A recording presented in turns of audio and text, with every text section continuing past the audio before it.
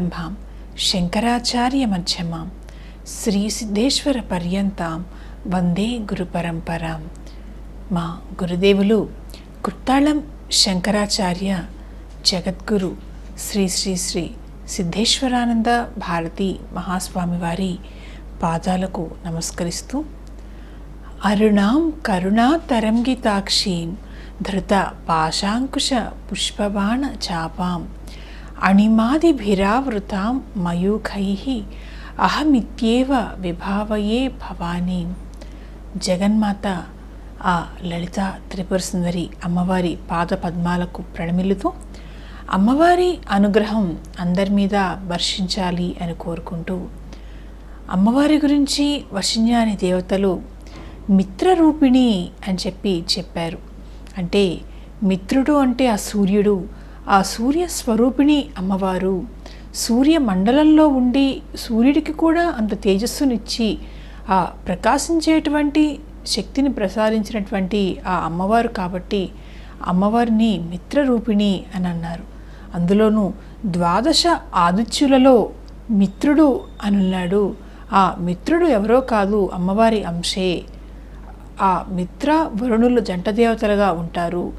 వాళ్ళ సంతానమే అమ్మవారి అనుగ్రహం వల్ల ఉద్భవించినటువంటి అగస్త్యుడు వరుణుడు అని చెప్పారు.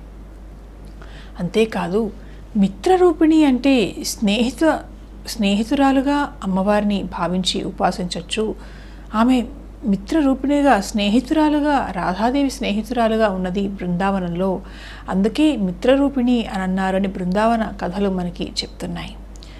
భగవంతుడిని ఉపాసించేటప్పుడు పూజించేటప్పుడు ఆ భగవంతుడి అనుగ్రహం పొందటానికి చెప్పబడినటువంటి 9 విధములైనటువంటి భక్తి మార్గాలలో సఖ్యం, భగవంతుడిని స్నేహితునిగా భావించి పూజించు. ఆ స్నేహ భావనతో భగవంతుడిని చేరుకోవచ్చు. అలా చేరుకున్నటువంటి కృష్ణుడి విషయంలో చేరుకున్నటువంటి అర్జునుడు కుచేరుడు. అంతేకాదు, రాధాదేవికి సంబంధించినటువంటి భక్తి మార్గంలో సఖీభావన అత్యంత ప్రధానమైనటువంటిది, గొప్పదైనటువంటి మార్గంగా బృందావన సంప్రదాయం మనకి చెప్తున్నది. అమ్మవారు ఉన్నది ఆ రాధాదేవి. ఆమెకి 8 సఖులు, 8 మంది సఖులు సఖీగణం చెప్పబడ్డారు. వాళ్ళలో ఈ లలితాదేవి కూడా ఉన్నది. ఒక అంశతోటి రాధాదేవి స్నేహితురాలుగా ఉన్నది. ఆమె లలిత, విశాఖ, ఇందులేఖ, చంపకలత ఇలా మొదలైనటువంటి 8 మంది సఖులు రాధాదేవికి ఉన్నారు. అందులో లలితాదేవి కూడా ఉన్నదిట, ముఖ్యమైనటువంటి సఖిగా. ఆ లలితాదేవి గురించి చెబుతూ ఒక కథ కూడా మనకి కనిపిస్తున్నది బృందావన సంప్రదాయంలో. ఒకరోజు నారదుడు వస్తున్నట్ట బృందావనంలో రాధాకృష్ణుల దర్శనం చేసుకోవటం కోసం. వస్తూ ఉంటే మన్మధుడు దారిలో కనిపించి, నారద మహర్షి ప్రణామాలు, ఎక్కడికి వెళ్తున్నారు మీరు? ఈరోజు మీ దర్శన భాగ్యం నాకు లభించింది అని అడిగితే, మన్మథ, నేను బృందావనానికి వెళ్తున్నాను. కృష్ణుడు అక్కడ మహారాస చేయబోతున్నాడు రాధాదేవితోటి, గోపికలతోటి. ఆ మహారాసను చూడటం కోసం నేను వెళ్తున్నాను అని చెప్పాట. మహారాస జరుగుతున్నదా? ఆ మహారాసలో ఏమిటి దాని గొప్పతనం అంటే, కామరహితమైనటువంటి ప్రేమ బృందావన సిద్ధాంతం, బృందావన సంప్రదాయం. రాధాకృష్ణులు వచ్చిందందుకనే కామానికి కూడా అతీతమైనటువంటి ప్రేమ ఉన్నది. అన్నిటికీ మూలం ప్రేమే. చతుర్విధ పురుషార్థాలు చెప్పారు. అంతకంటే గొప్పదైనటువంటి పంచమ పురుషార్థం ఉన్నది. అది ప్రేమ అనేటువంటి విషయాన్ని లోకానికి అందించడం కోసం రాధాకృష్ణులు వచ్చారు. అదే ఈ రాస. కామరహితమైనటువంటి ప్రేమతోటి భగవంతుడైనటువంటి ఆ కృష్ణుడు, భగవత్స్వరూపిణి అయినటువంటి ఆ రాధాదేవిని ఎలా చేరుకుంటున్నారో ఈ గోపికలు ప్రేమ భావనతోటి, అదే ఈ మహారాస అని చెప్పాట. అప్పుడు మన్మధుడు చెప్పాట, కామరహితమైనటువంటి ప్రేమ అది అసాధ్యమైనటువంటి విషయం. నేను కామానికి అధిదేవతను, నేను కామం కలిగేటట్లుగా చేస్తాను. ఆ అమ్మవారు ఇచ్చినటువంటి వరం లలితాదేవి నాకు అని చెప్పాట. నారదుడు నవ్వి వెళ్ళిపోయాట. బృందావనానికి వచ్చాడు, కృష్ణుడిని కలిశాడు. కృష్ణుడికి చెప్పాట, కృష్ణ, ఈ మన్మధుడున్నాడు, అమ్మవారి అనుగ్రహం వల్ల కామానికి అధిదేవత అయ్యాడు, అతను బృందావనంలో కామరహితమైనటువంటి ప్రేమ ఉన్నది అని నేను చెబితే కామం వచ్చేటట్టుగా నేను చేస్తాను అని చెప్పాడు. మహారాస జరగబోతున్నది, మేమందరం కూడా దర్శిస్తాము, నీకు తప్ప మరొక పురుషుడికి ఆ మహారాసలో ప్రవేశం లేదు, కానీ పైనుండి ఆ మహారాసను దర్శించేటువంటి అదృష్టాన్ని అనుగ్రహించు అని చెప్పాట నారదుడు. కృష్ణుడు అలాగే అని చెప్పి మన్మధుడు ఏమీ చేయలేడు. బృందావనం ప్రేమమయం, ఇక్కడ మరొక భావనకు చోటు లేదు అని చెప్పాట. చెప్పి సర్వేశ్వరి రాసేశ్వరి మహాభావస్వరూపిణి అయినటువంటి ఆ రాధాదేవి దగ్గరికి వెళ్ళాట కృష్ణుడు. వెళ్ళి రాధాదేవితో అన్నట్ట, రాధా, ఇలా నారదుడు వచ్చాడు, మన్మధుడు ఉన్నాడు, ఆ మన్మధుడికి లలితాదేవి వరం ఇచ్చింది కదా, ఆ కామానికి అధిదేవత అయ్యాడు, బృందావనంలో కూడా కామం వచ్చేటట్టుగా చేస్తాను అని అన్నట్ట.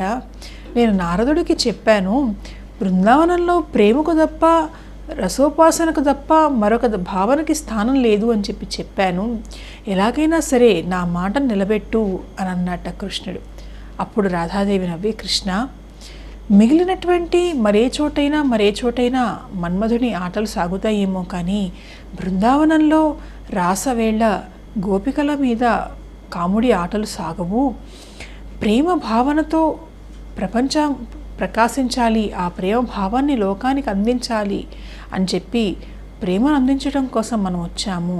సరే, నువ్వు అన్నావు కాబట్టి మన్మధుడికి వరమించినటువంటి ఆ లలితాదేవినే నేను పిలుస్తాను, ఆమె వచ్చి మన్మధుడి వరం ఏదైతే ఇచ్చిందో పనిచేయకుండా చేస్తుంది అని చెప్పి రాధాదేవి లలితాదేవిని పిలిచిందిట. అప్పుడు ఆమెలో నుండి ఒక అంశ లలితగా వచ్చి రాధాదేవి సఖిగా స్నేహితురాలుగా మారి వచ్చిందిట. వచ్చి చెప్పిందిట, రాధా, నేనున్నాను, నేను చూసుకుంటానులే అని చెప్పిందిట. ఏం చేసింది ఆ లలితాదేవి? రాధా సఖి, రాధాదేవి మిత్రురాలుగా ఉన్నటువంటి లలితాదేవి అంటే మహారాస మొదలవుతున్నది.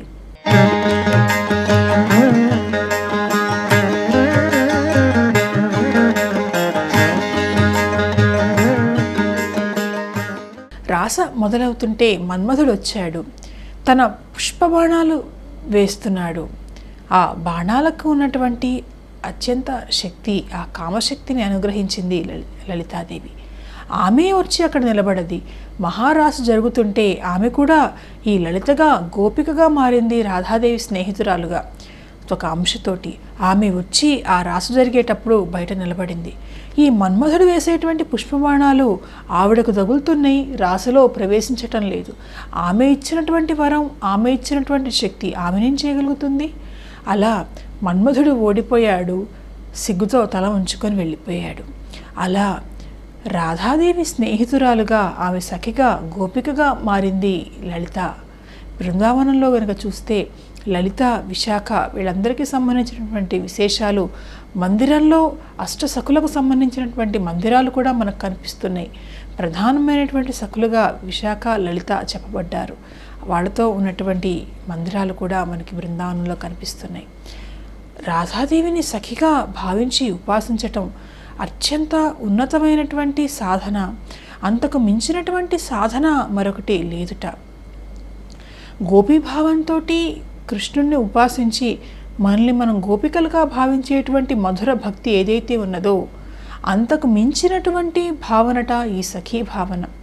రాధాకృష్ణులు ఉన్నారు, వాళ్ళకి ఏం కావాలి, వాళ్ళకి ఏం పరిచర్యలు చేయాలి, వాళ్ళకి ఏం తీసుకొచ్చి పెట్టాలి, వాళ్ళకి ఎటువంటి ఆహారాన్ని సమకూర్చాలి, ఎటువంటి అలంకరణలు వాళ్ళకు చేయాలి అనేటువంటి ఆ భావన, నిరంతరం ఆ రాధాన్ని సఖిగా భావించేటువంటి భావన అత్యున్నతమైనటువంటి భావన.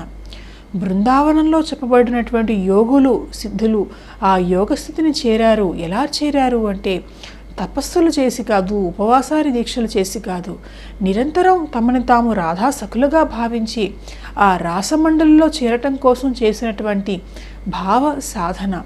వాళ్ళ కళ్ళల్లో నుంచి కన్నీళ్లు కారుతూ ఉంటాయిట. ఆ భావస్వరూపిణి రాసేశ్వరి అయినటువంటి రాధాదేవిని భావిస్తూ ఉంటే ఆ సఖీభావనతోటి రాధాదేవిని చేరుకున్నారట, రాసమండలిలో చేరుకున్నారట. రూపగోస్వామి, సనాతన గోస్వామి, హరిదాస్ మహారాజ్ వీళ్ళందరూ కూడాను ఆ రాసమండలిలో అమ్మవారిని సఖిగా భావించి ఉపాసించి చేరుకున్నారట. అందులో హరిదాస్ మహారాజ్ ఆయన లలితాదేవి అంశతోటి వచ్చాడు. రాధా సఖిగా వచ్చినటువంటి, గోపికగా మారినటువంటి ఆ లలిత ఏదైతే ఉన్నదో ఆమె అంశగా వచ్చినటువంటి వాడు ఆ హరిదాస్ మహారాజ్. అత్యంత గొప్ప సిద్ధుడు, సిద్ధశక్తులు సాధించినటువంటి వ్యక్తి. బృందావనంలో కొన్ని వేల మందిని ప్రభావితం చేసినటువంటి హరిదాస్ మహారాజ్. సాక్షాత్ ఆ అక్బర్ కూడా వచ్చి పాదదాసుడయ్యాట హరిదాస్ మహారాజ్కి. తాన్సేన్ యొక్క గురువు హరిదాస్ మహారాజ్. ఆయన కూడా సఖిగా, సఖీ భావనతోటి రాధాదేవిని ఎలా పొందొచ్చు, ఎలా చేరుకోవచ్చు అనేటువంటి విషయాలని తెలుసుకునేటట్టుగా చేసేట భక్తులకి. అలా సఖీ స్వరూపిణిగా అమ్మవారిని స్నేహితురాలుగా భావించి ఉపాసించవచ్చు. నవవిధాలైనటువంటి భక్తి మార్గాల్లో చెప్పినటువంటి విధంగా అమ్మవారిని స్నేహ భావనతోటి ఉపాసించి రాధాదేవిని అలా చేరుకోవచ్చు అని బృందావన యోగులు మనకి చూపించారు. అలాగే లలితాదేవిని కూడా మిత్రరూపిణి అంటే రాధాదేవి స్నేహితురాలుగా వచ్చింది, ఆ లలితాదేవిని మిత్రరూపిణి అని చెప్పారు అని బృందావన కథలు మనకి చెప్తున్నాయి. అలా ఈ నామాన్ని గనక మంత్రంగా ఉపాసిస్తే పంచ ప్రణవాలతోటి ఓం ఐం హ్రీం శ్రీం క్లీం మిత్రరూపిణ్యై నమః అని ఉపాసించవచ్చు. అలా కనుక ఉపాసిస్తే సూర్యస్వరూపిణిగా, సూర్యమండలంలో ఉన్నటువంటి దేవతగా అమ్మవారిని ఉపాసించి పూజించవచ్చు. అలా కాదు, ఈ భక్తి విధానాల్లో, భక్తి మార్గాల్లో చెప్పబడ్డట్టుగా అమ్మవారిని స్నేహితురాలుగా భావించి సఖీభావంతో అమ్మవారిని ఉపాసించి భావ సాధన చేసి అమ్మవారి అనుగ్రహాన్ని పొందొచ్చు. అలా పొందేటప్పుడు ఈ నామాన్ని మంత్రంగా భావిస్తూ ఉపాసిస్తే ఆ స్నేహితురాలుగా అమ్మవారు వచ్చి అనుగ్రహిస్తుందిట. ఆ తర్వాత అమ్మవారి గురించి చెబుతూ నిత్యతృప్త భక్తనిధి నియంత్రీ నిఖిలేశ్వరి మైత్ర్యాద్రి వాసనాలభ్య మహాప్రళయ సాక్షిణి అని చెప్పారు. నిత్యతృప్త, ఎల్లప్పుడూ కూడాను తృప్తితో ఉండేటువంటి దేవత, ఎల్లప్పుడూ తృప్తి కలిగినటువంటి దేవత. తృప్తి ఎప్పుడు కలుగుతుంది అనంటే అన్ని లౌకికమైనటువంటి జీవితంలో కనుక మాట్లాడితే అన్ని కోరికలు తీరితే తృప్తి కలుగుతుంది. అలా కాక కోరికలు లేనటువంటి స్థితిని చేరినా కూడా నిత్య తృప్తి ఉంటుంది. అది లౌకికమైనటువంటి జీవితంలో ముందు కోరికలు అన్నీ తీరిన తర్వాతే కోరికలు లేనటువంటి స్థితి వస్తుంది. అలా కాక జన్మ సంస్కారం వల్ల, దేవత అనుగ్రహం వల్ల, వైరాగ్యం వల్ల కోరికలు లేనటువంటి స్థితి, ఆ నిత్య తృప్తి స్థితి లభిస్తుందిట. మామూలుగా అయితే అన్ని కోరికలు తీరితేనే తృప్తి. అమ్మవారు ఉన్నది ఆవిడ, ఈ ప్రపంచాన్నిటికీ కూడాను మూలం ఆవిడే, సర్వ జగత్తులను సృష్టించింది ఆవిడే. ఆమెకు తీరని కోరికంటూ ఏముంటుంది? అసలు మరొకటి ఉంటే కదా, సర్వము ఆవిడే, ఏది కావాలంటే అది చేయగలదు. ఒకవేళ ఏదైనా కోరిక కలిగినా ఆమెకు తీరనిదంటూ ఉండదు. కాబట్టి ఆమె ఎప్పుడూ తృప్తిగా ఉంటుందిట. అలా కాదు, అమ్మవారు కోరికలన్నిటికీ కూడాను అతీతమైనటువంటి స్థితిలో ఉంటుంది. నిర్గుణమైనటువంటి ఆ నిర్గుణ చైతన్య స్వరూపిణిగా ఉన్నప్పుడు కేవల ఆనందమూర్తి, ఆ తృప్తితో కూడినటువంటి ఆనందం, ఆనందంతో కూడినటువంటి తృప్తి, నిత్యానంద స్థితి, నిత్య తృప్త స్థితితోటి అమ్మవారు నిర్గుణ స్థితిలో, అంటే రూపము గుణము అతీతమైనటువంటి పరబ్రహ్మ చైతన్య స్వరూపిణిగా ప్రకాశిస్తూ ఉంటుంది. అందుకే అమ్మవారిని నిత్యతృప్త అని అన్నారట.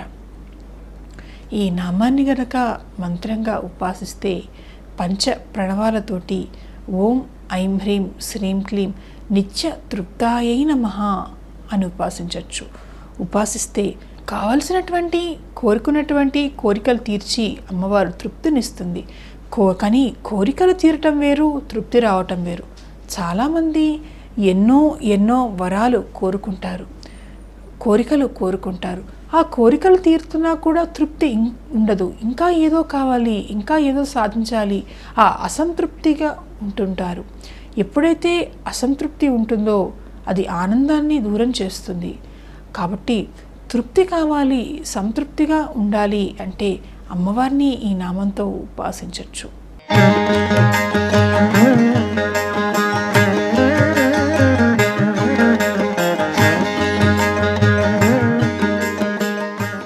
ఆ సంతృప్తికరమైనటువంటి స్థితి ఎప్పుడైతే వస్తుందో అప్పుడు ఆ బ్రహ్మ ఆనంద స్థితి వస్తుంది. ఆనందానికి చేరువవుతాము. తృప్తి ఎప్పుడైతే మనిషికి వస్తుందో కోరికలకు సంబంధం లేకుండా ఆ నిత్య తృప్తమైనటువంటి స్థితిలో ఎప్పుడైతే ఉంటారో ఆనందం వస్తుంది. ఆ ఆనందం తప్ప మరొక భావన ఉండదు. కాబట్టి ఆ బ్రహ్మానంద స్థితికి చేరుకోవచ్చు ఈ నామాన్ని మంత్రంగా ఉపాసించి. అంతేకాదు వైరాగ్యం పొందినటువంటి వాళ్ళు, ఈ కోరికలకు అతీతమైనటువంటి వాళ్ళు, కోరికలతో కాకుండా ఆనందం కావాలి, కేవలం పరబ్రహ్మ చైతన్య స్వరూపమైనటువంటి దేవత అనుగ్రహం మాత్రమే కావాలి, ఆ ఆనంద స్థితి కావాలి అన్నా కూడా అమ్మవారిని ఈ నామంతో ఉపాసించవచ్చు. అప్పుడు ఆ ఆనంద స్థితి, ఆ నిత్య తృప్తమైనటువంటి స్థితిని అమ్మవారు అనుగ్రహిస్తుంది. ఏది ఉన్నా లేకపోయినా తృప్తి గనక ఒక మనిషికి లేకపోతే, ఆ అసంతృప్తితో గనక ఉంటే ఆ జీవితం దుర్భరం. ఆనందం ఉండదు, ఏదో వెలతి, కొన్నిసార్లు ఏం కావాలో కూడా తెలియని స్థితి, అన్నీ ఉన్నా ఇంకా కావాలి ఇంకా కావాలి అనుకునేటువంటి స్థితి. తృప్తి ఎప్పుడైతే ఒక మనిషికి లభిస్తుందో ఆ వ్యక్తి తన జీవితాన్ని పరిపూర్ణం చేసుకోగలిగినటువంటి వాడవుతాడు. అటువంటి స్థితి రావాలి అంటే అమ్మవారిని ఉపాసించాలి. అటువంటి అమ్మవారి గురించి చెబుతూ భక్త నిధి అని చెప్పారు. అంటే తన భక్తులకు కోరిన కోరికలను తీర్చేటువంటి నిధిట అమ్మవారు. ఆమె భక్తులు ఏది కోరినా ఇస్తుందిట అమ్మవారు. భక్తులకు నిధి, పెన్నిధి ఆవిడ. ఏది కోరితే అది ఇస్తుంది, ఏది కోరితే అది అనుగ్రహిస్తుంది. అనుగ్రహం కావాలంటే అనుగ్రహిస్తుంది, లౌకికమైనటువంటి కోరికలు కావాలంటే లౌకికమైనటువంటి కోరికలు అనుగ్రహిస్తుంది, మోక్షాన్ని కోరితే అది ఇస్తుంది. అయితే దేవతలు ఏది కోరితే అదల్లా ఇస్తారు. అయితే ఏది కోరాలి అనేటువంటి విజ్ఞత కోరుకునేటువంటి వాళ్ళకు ఉండాలి. ఎందుకంటే ఒక దేవతకు సంబంధించినటువంటి ఒక ఉపాసన చేసినప్పుడు, దేవత అనుగ్రహించినప్పుడు ఏ కోరికనైనా కోరుకోవచ్చు కదా, కోరుకోవచ్చు. కానీ కోరిన కోరిక యొక్క ఫలితం కోరుకున్న వాళ్ళకు ఉంటుంది, దేవతకు రాదు. అంటే ఉదాహరణకు మనకు కావాల్సినటువంటి కోరికలు లౌకిక జీవితంలో ఫలానా పని అవ్వాలి, ఫలాంది నాకు కావాలి అని కోరుకుంటే దేవత అనుగ్రహిస్తుంది. ధర్మబద్ధంగా ఉంటే ఏ ఇబ్బంది లేదు. అట్లా కాకుండా అధర్మబద్ధమైనటువంటి కోరికలు, వాడు నాశనం కావాలి, వీడిని ఇంకేదో చేయాలి, ఇంకెవరినో ఏదో చేయాలి అనేటువంటి కోరికలు కోరుకుంటే అవి కూడా అమ్మవారు ఇస్తుంది ఉపాసన ఫలితం వల్ల, చేసినటువంటి మంత్రానికి ఉన్నటువంటి శక్తి వల్ల. కానీ పాప ఫలితం ఈ కోరుకున్న వాడికి వస్తుంది. దేవతలు పాప పుణ్యాలకు అతీతులు, ఏది కోరితే అది ఇస్తారు అంతవరకే. కానీ ఆ చేసినటువంటి వచ్చినటువంటి ఫలితం మాత్రం, అందుకు సంబంధించినటువంటి పాప పుణ్యాలు కర్మదేవతలు ఈ కోరుకున్నటువంటి వాడికి ఇస్తారు. అందువల్ల దేవతల్ని కోరుకునేటప్పుడు విజ్ఞతతో కోరుకోవాలి. ఏది కోరుకోవాలి, ఏది కోరుకోకూడదు అనేటువంటి విషయాలని దృష్టిలో పెట్టుకొని జాగ్రత్తగా ధర్మబద్ధమైనటువంటి జీవితం గడపటం కోసం కావలసినటువంటివన్నీ కోరితే అమ్మవారు అనుగ్రహిస్తుంది. వాటి ద్వారా ఏ పాప ఫలితం రాదు. అధర్మబద్ధమైనటువంటి కోరికలు ఎప్పుడైతే కోరుతారో వాటి ద్వారా పాపం వస్తుంది. కోరిక తీరినా కూడా ఆ పాప ఫలితాన్ని అనుభవించాల్సిందే. అయితే ఇక్కడ అమ్మవారి గురించి చెబుతూ భక్తులు కోరిన కోరికలు తీర్చేటువంటి నిధి, ఏది కోరితే అదల్లా ఇస్తుంది. ఒక ఐశ్వర్యం కోరితే ఐశ్వర్యం ఇస్తుంది, విద్యను కోరితే విద్యనిస్తుంది, మోక్షాన్ని కోరితే మోక్షాన్ని ఇస్తుంది. ఇలా అన్నీ కూడాను ఆమె నిధి కాబట్టి నిధిలో ఉన్నాయి.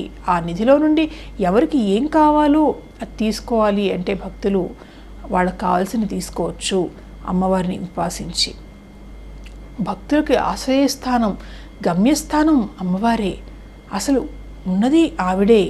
ఆమె ఈ జగత్తును సృష్టించింది, భక్తులను సృష్టించింది. మొత్తం కూడా గమ్యస్థానము నిధి ఆవిడే. ఆ నిధిలో నుండే ఇవన్నీ కూడాను వచ్చాయి.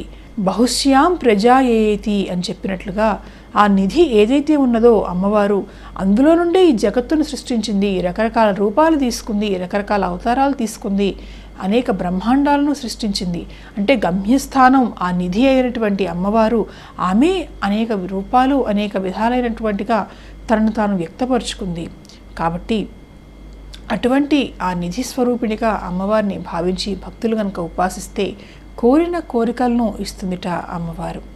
ఈ నామాన్ని గనక పంచ ప్రణవాలతోటి ఉపాసించాలి అని అనుకుంటే ఓం ఐం హ్రీం శ్రీం క్లీం భక్త నిధయే నమః అని ఉపాసించవచ్చు.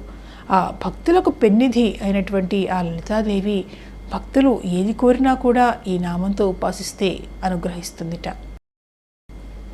అటువంటి అమ్మవారి గురించి వివరిస్తూ నియంత్రి అని చెప్పారు. అంటే జగత్తులన్నిటినీ కూడాను నియంత్రించినది నియంత్రి అమ్మవారు. ఈ జగత్తును నియంత్రిస్తుందిట, అంటే కంట్రోల్ చేస్తూ ఉంటుందిట. ఆమె కంట్రోల్లోనే ఈ ప్రపంచం అంతా జగత్తులన్నీ ఉంటాయిట. అంతేకాదు కాలాన్ని కూడా నియంత్రిస్తుంది ఆవిడ. అందుకే అమ్మవారిని నియంత్రి అని అన్నారు అని చెప్పారు. అంటే సమస్తమైనటువంటి కాలము, సమస్త బ్రహ్మాండాలు, జగత్తు అన్నీ కూడా అమ్మవారి ఆధీనంలో ఉన్నాయి. అమ్మవారే కంట్రోల్ చేస్తూ ఉంటుంది. కాబట్టి అమ్మవారిని నియంత్రి అని అన్నారట. ఆమె శాసిస్తూ ఉంటుందిట ఈ ప్రపంచాన్ని అంతా కూడాను. అనుశాసించటమే నియంత్రించటం. నియంత అంటే డిక్టేటర్ అని చెప్తాం. అలా శాసించేటువంటి శక్తి, అనుశాసించేటువంటి శక్తి కలిగినటువంటి దేవత. అఖిల బ్రహ్మాండాలను సృష్టించింది ఆవిడే. కాబట్టి వాటన్నిటినీ కూడాను శాసించే స్థితిలో అమ్మవారు ఉంటుందిట. ఆమె శాసించినట్లుగానే ఎవరు ఏ పనులు చేయాలంటే వాళ్ళు ఆ పనులు చేయాలట. భీషాస్మాదగ్నిశ్చేంద్రశ్చ అని చెప్తూ అమ్మవారికి భయపడి గాలి వీస్తున్నదిట. అమ్మవారికి భయపడే సూర్యుడు ఉదయించి ప్రకాశిస్తున్నట్ట. అగ్ని అయినా సరే అమ్మవారికి భయపడి జ్వలిస్తున్నట్ట. చంద్రుడైనా సరే అమ్మవారికి భయపడి వెన్నెలను కురిపిస్తున్నట్ట. సమస్తమైనటువంటి దేవతలు కూడా అమ్మవారికి భయపడి వాళ్ళ కర్తవ్యాలు చేస్తూ ఉన్నారట. అంటే జగత్తులన్నిటినీ పరిపాలించేటువంటి అమ్మవారు మహారాజ్ఞిగా ఉంటే వాళ్ళందరినీ సృష్టించి అమ్మవారు మీరు ఈ పనులు చేయండి అని చెప్పిందిట. సర్వాన్ స్వేషు సర్వకృత్యేషు వ్యవస్థాపయతీతి నియంత్రి. అంటే సమస్తమైనటువంటి ప్రపంచాన్ని సృష్టించింది, జగత్తులను సృష్టించి ఒక్కడిని ఒక్కొక్క స్థానంలో నియమించింది. ఒకవేళ వాళ్ళు ఆ స్థానంలో నియమించబడినటువంటి వాళ్ళకి అమ్మవారు చెప్పినటువంటి కర్తవ్యం అవి చేయకపోతే అమ్మవారికి కోపం వస్తుంది, అమ్మవారు ఆగ్రహిస్తుంది అని చెప్పి భయంతో చేస్తూ ఉంటారట. అలా నియంత్రిగా అమ్మవారు ఉండి ఎలా జగత్తులని కాలాన్ని ఎలా నియంత్రిస్తుందో అందుకు సంబంధించినటువంటి విశేషాలను, అమ్మవారికి సంబంధించినటువంటి మరిన్ని రహస్యనామ మంత్ర విశేషాలను వచ్చే ఎపిసోడ్లో చెప్పుకుందాం. స్వస్తి.